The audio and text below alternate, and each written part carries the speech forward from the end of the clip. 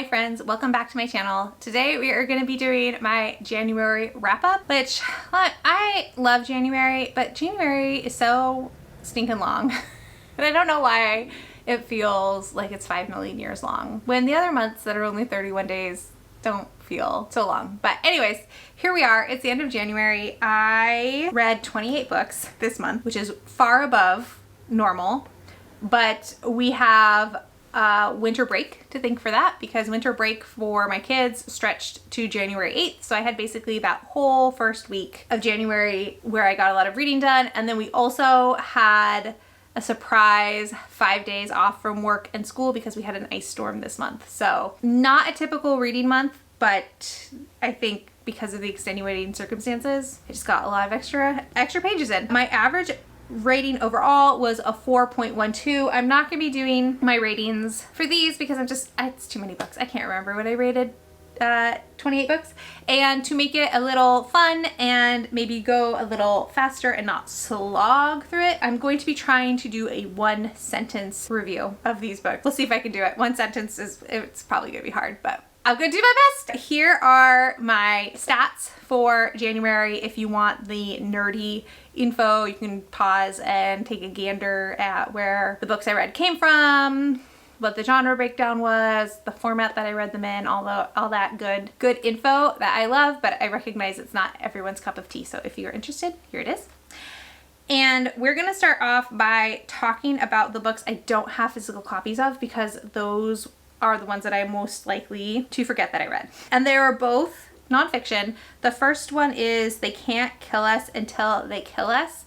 This is a book of essays about being Black in the United States and Black culture, but also about music. And I love how the author wove together those two things. I love that there's a whole chapter about Carly Rae Jepsen. Like, that was so fun. I had this author on my radar because Kayla had read Little Devil in America, which is his other book about Black culture and music in the United States in, I believe, the 1950s and the 1960s. I saw this and I needed a book for Buzzword Readathon, and it was available on both Hoopla and Kobo Plus, and I really liked it. I will say, if you listen to the audiobook, he recorded the audiobook much later than he wrote the essays in the book, and so there are a couple of tracks that are him talking about a particular essay several years after the fact and how maybe his opinion might have changed, or the subject that he was talking about, like we have more nuance for it now, or, you know, so there were some add-ons which I found really interesting, and I really enjoyed the audiobook. So I would say audiobook if you're gonna pick one format to do, but I'm reading it was wonderful as well. And then I also read Freedom is a Constant Struggle. This is for Jess Owen's Emjaereads book club. And this is a series of essays and transcribed speeches that Angela Davis has given about social justice and how we're not all free until everyone is free. And I really liked this. There is some repetitiveness because, like I said, some of it is transcribed speeches that Davis has given. You know, it's a collection of things that weren't intended to be all meshed together. So there is a little bit of repetitiveness, but I kind of knew that going in. So I spaced out how often I picked it up so that I'd had enough time that the repetition just felt like a reminder or a callback and lessened how annoying maybe it could be if I was just binge reading the whole essay collection.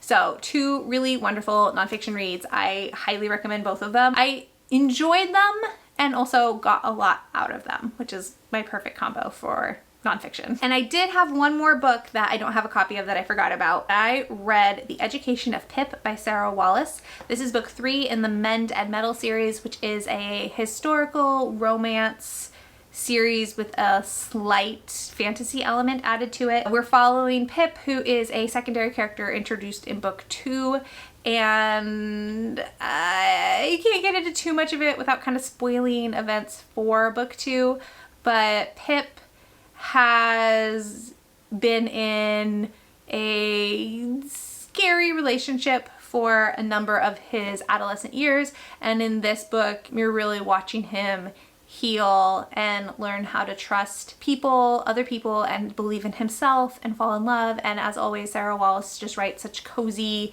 comforting, wonderful romances. And I haven't loved anything else in the series so far as much as I loved Letters to Half Moon Street, but I still really adore her writing and just this set of characters as a whole, and the found family that she's built, I think is, like, if you're looking for cozy fantasy with a heavy romance plot, I would highly recommend this whole series. They've all been really enjoyable. All right, now we're gonna dive into the physical books. So I reread Princess and the Grilled Cheese Sandwich by Dea Muniz. Oh, I'm supposed to be doing one sentence reviews. That didn't last very long. Okay, I think we're just gonna have to scrap that. I don't know if I can do it.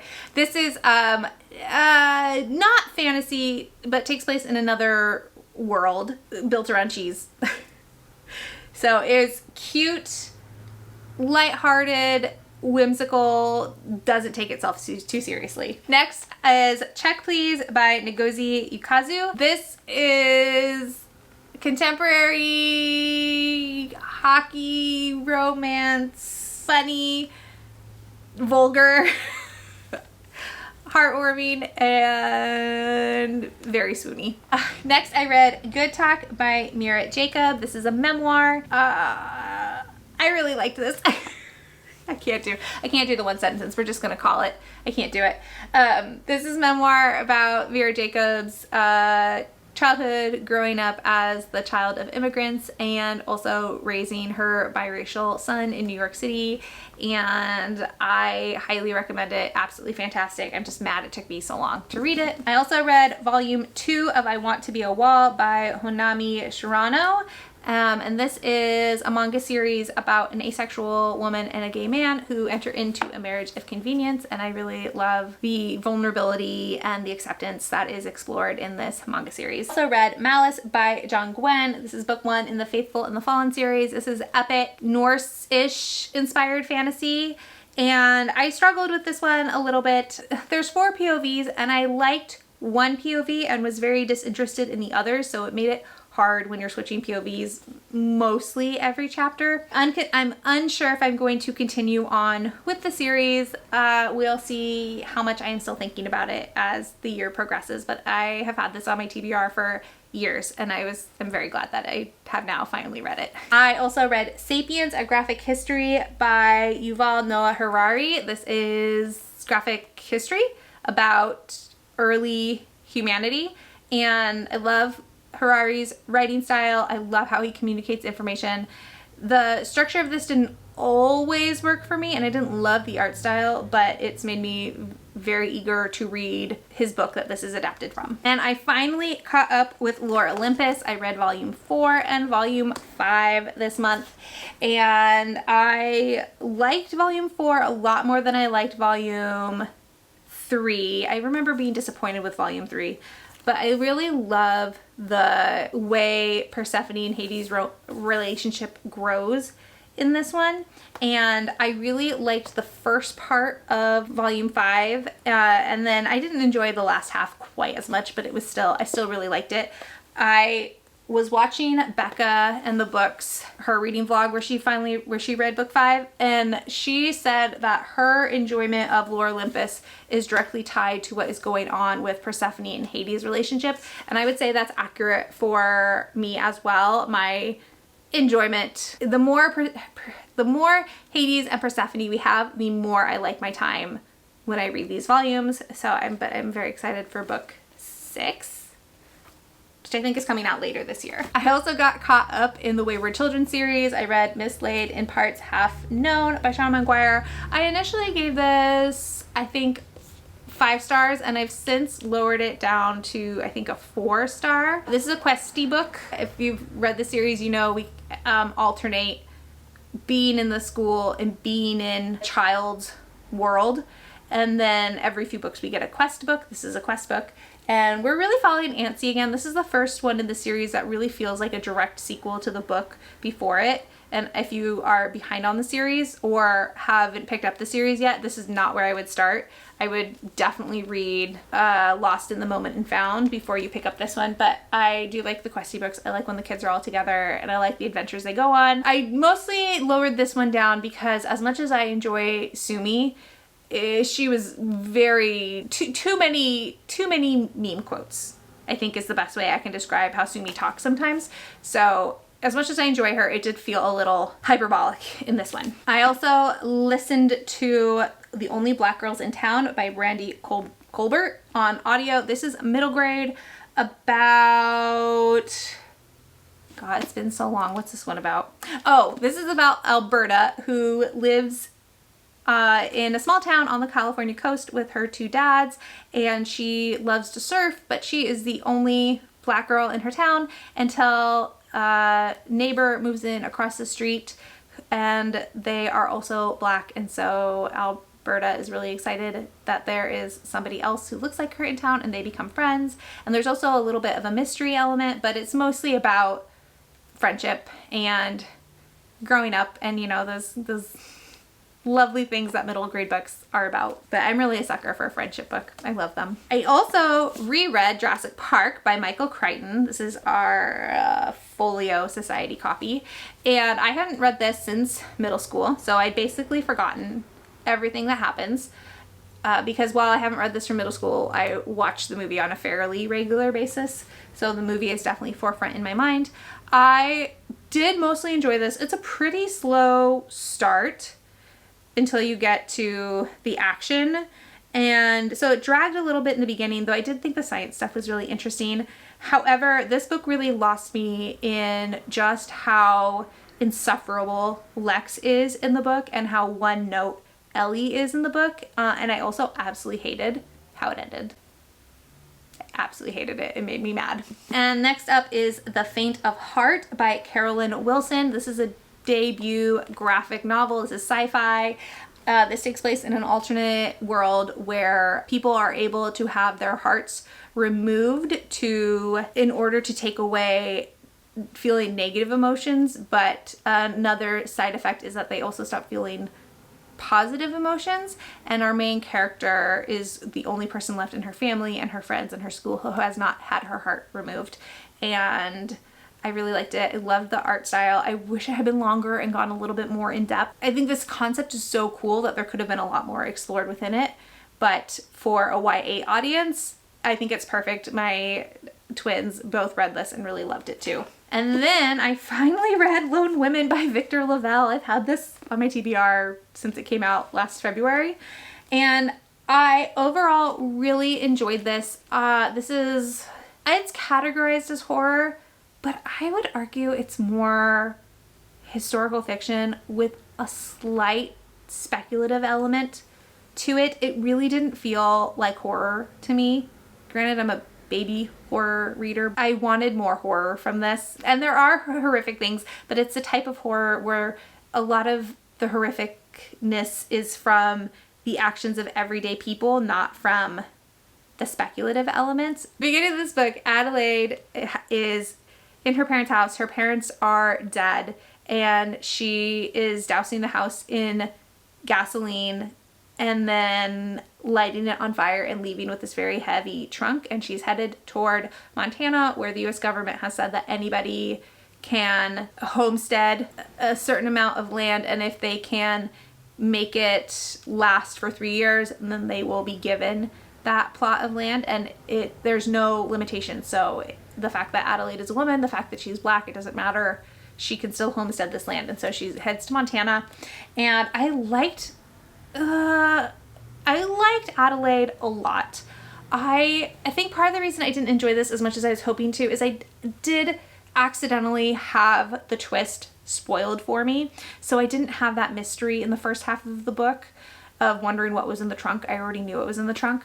And I wanted more like visceral horror, I think. So I did like it, but I didn't love it the way I was hoping to. I also read Inkblood Sister Scribed by Emma Torsch. This was a surprise hit. I absolutely loved it. This is a sister story about magic in books, and I have since seen some critiques of this book that are fair, but I had a really good time. I really enjoyed the cast of characters. I really enjoyed the friendship, the relationship between the sisters, and like the lore around the magic that exists in the books in this world. I thought were really fun. I didn't like the audiobook, so I would steer clear of the audiobook. Overall, I thought this was a really fun contemporary fantasy book. I would say if you like Discovery of Witches, like specifically the first book, this would be not an exact comp, but I think similar enough that you would probably enjoy this if you enjoyed that. I also read Beowulf. This was my only fiction 5-star read of the month. All my other 5 stars went to nonfiction. This is a middle grade graphic novel adaptation of Beowulf, and it's absolutely fantastic. The art is stunning. The storytelling is fantastic. The way the author adapted Beowulf to keep like the rhythm and the rhyme of that storytelling, but make it accessible and interesting for children was very cool. I liked it so much. I highly recommend that you pick this one up, no matter like what kind of reader you are. I think this is such a fun and successful thought experiment. How long do we think before this stack falls down? I think we can get all the way to the top. Next, I read Everyone in My Family Has Killed Someone by Benjamin Stevenson. I have a vlog where I read this that I'll link down below if you want to see more thoughts. But this is a mystery, first book in a mystery series, and I thought the structure was really fun. I like the narrative voice. I didn't love how everything resolved, but I'm interested enough to continue on with the series. I think I gave this maybe like a 4 or 3.75, so not a favorite, but I'm definitely interested enough to keep going with the series. Oh, and the premise for this is that the main character, he writes how-to books, like how to write a murder mystery, how to write a thriller, and is then in like goes to this family reunion at a ski resort, and they get snowed in, and then people start dying. And then the other graphic history book I read is Washington's Gay General, and this is about Baron von Steuben, who was a Prussian general who came over and was pretty instrumental in helping George Washington in the Revolutionary War, and he was super gay and not shy about living his super gay life, and he's just not somebody that we know a lot about, and I really like this. I don't know what age this is for. It could be adult. It could also very easily be YA. I have no idea, but I really liked it. I think if you like kind of the lens that Hamilton takes on American history, I think you would like this as well. And then I listened to Galatea by Madeline Miller. I had the audiobook from Libro FM. This is a short story that is a Pygmalion retelling, and I didn't really like this. I think I've grown out of my Greek mythology retelling phase. If I was ever really in a Greek mythology retelling phase, I might never have actually been in one. I did really like Circe, but I don't think I've read any others. And this is just dark and sad, and there's content for assault, and I just didn't like it. But if you are, if you're in your Greek mythology girly phase, maybe pick this up and give it a try. The audiobook was really good. It's super short, as you can see. Yeah, if you're into Pygmalion, maybe you will like this, but it was not for me. And then I also listened to Chlorine Sky by Mahogany L. Brown. This was very cool. I had this on audio from Libro, and I've had it for a while, and this is a YA debut. It's a novel in verse, and it's about Sky, and it's about the evolution of a friendship and what happens when a friendship ends, which I don't think is talked about very much in middle grade or YA, but it's something that we all go through at some point, where you outgrow a friendship and then essentially have to navigate a breakup, which is hard and sad, and I don't think we really talk about it enough. So I really enjoyed this. I loved the audiobook. I love a novel in verse. I mean, they're really easy hits for me. I don't know that I've ever read one I don't like. So yeah, if you are also YA novel and verse fan, I would pick this up. I really liked it. And then I read Goth by Kate Leth. This is a graphic novel about Liv, whose family moves to a new town in the early 2000s, and about making friends and believing in yourself. There is a content warning for grooming in here, but everybody is safe. Nothing bad happens. Everybody's taken care of. So it's handled well, if that is a concern for you. It was definitely a concern for me. I really liked, again, the friendship and the emotional things that Liv has to navigate, I think are really real and really relatable, and and again, topics that I feel like I want to see in YA more, because the way your friends or people who you think are your friends can manipulate you when you're a teen to try to get what they want, or even as an adult. I mean, God knows I still fall for this every once in a while. Not so much anymore. Now I have good friends, but in the past I have had friends where I've let myself be manipulated into doing what they want, even though it's not what I want. Anyways, side tangent. Yeah, solid YA graphic novel. Definitely for an older teen though, even though my 12-year-old read it already, but that's okay. So just know the teen you gave this to. That's what I'll say. Know your teen reader. Or know yourself if you're picking it up for yourself. But next I read Roaming by Jillian Tamaki and Mariko Tamaki. This is a new adult graphic novel about 3 friends who go to New York for spring break, again in the early 2000s, and one friend very quickly starts to derail the whole trip. And I loved this and hated it. Loved it because I thought they wrote the situation with the friends so well, and hated it because I definitely had friends like this in college, and it took me back in a way that I was not ready to go back. I also really loved the art style in this. I loved the like neutral color scheme that Jillian and Mariko used throughout the whole book. The last nonfiction book that I'm going to talk about today is Christians Against Christianity by Obery M. Hendricks Jr. I freaking loved this. I didn't feel good while I was reading it. I felt mad, but I really liked it. So Hendricks is, I'm going to read it so I get it right, a former theological seminary president and ordained elder in the African Methodist Episcopal Church.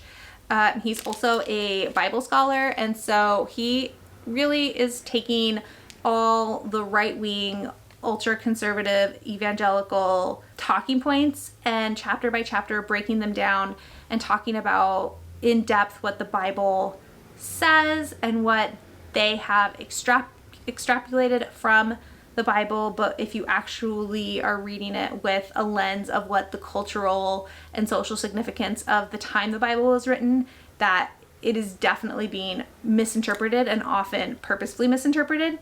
So this was validating in that, like, obviously we know people who are hypocritical in what they say they believe, but what their actions show. So it was nice to have somebody with so much knowledge and so much expertise basically be like, yeah, they're being super hypocritical and here is why and how and all those things. So I didn't enjoy reading it because I got so mad when I read it, but I really loved it, and it was exactly the kind of book I needed to read this month. All right, and then I also read Fella Enchanted by S.O. Callahan. This was a big disappointment for me. I was so excited for this book. This is fantasy romance. It's very cozy, kind of like cottagecore vibes, and I just didn't love it. But this takes place in kind of like an Irish-y, English-inspired fantasy world where there are fairies and magic, but like the fairies and magic are like way under the radar for the humans. And we're following Peter, who has survived a really deadly disease that went through his village and also killed a good chunk of his family, and he has health consequences from being so sick, and so there's some disability rep and there's a lot of grief. It really reminded me of like an allegory for COVID and then having long COVID, so just keep that in mind. I didn't realize that was part of the story when I picked it up. I really didn't know a whole lot other than I thought the title was really cute and I knew it was going to be a queer fantasy romance, but I just could never get into it as much as I wanted to. I struggled with Callahan's writing style, and I can't even pinpoint why it didn't work for me, because I've been trying to figure out what I needed, what would have made it, you know, more swoony for me, but I just never quite got where I wanted to get with this book. But I think if you want relatively low stakes, cottagecore kind of vibes, really accepting found family, though Peter isn't out and doesn't come out during the book, so take that into consideration. I believe there's a sequel, so maybe it's resolved in that, but I don't think I'm going to be picking up the sequel just because I struggled so much with the writing for this one. And then the last book I read this month is Eternally Yours by Patrice Caldwell. This is a collection of YA paranormal romance short stories. I didn't super love anything in this. It was a very like 3-star read all the way through, but there were a few that I had a lot of fun with. Definitely the more creative the story was, the more I was interested. So like the one about 2 ghouls who meet and fall in love, I really liked. There's one about an asura that I really liked. So yeah, the more creative they were, the more into it I was. The vampire ones didn't really work for me, but there's only 2 or 3 vampire stories. And overall, I thought it was fun. It's a very diverse selection of stories. All the authors are either and or BIPOC, queer, so it's not your standard Twilight style story. So there's a lot of diversity in these stories, which I really enjoyed, and it was a fun time. Not like a memorable time, but it was a fun time. Ooh. Okay.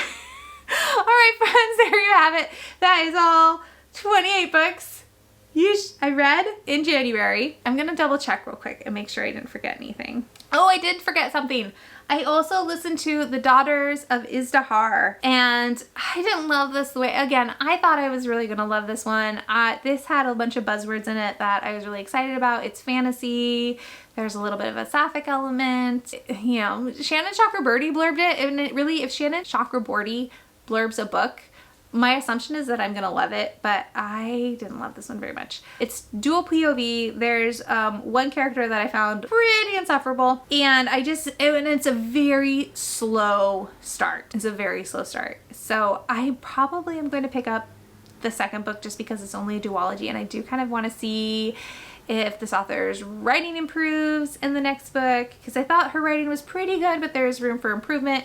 And also if she can make that insufferable character less insufferable. And yeah, there's a pretty big cliffhanger at the end of book 1, but I think also a predictable cliffhanger. So anyways, I did also read that, and it was okay. It was okay. Audiobook is really good though. I did like the audiobook. And that is everything that I read in January. Oh, thank you so much for watching, spending your time with me. I would love to hear any of your thoughts about any of these books that I read, and let me know what you read this month, what your favorite book was, what your least favorite book was. I would love to know, and I will talk to you all in the next one. Bye!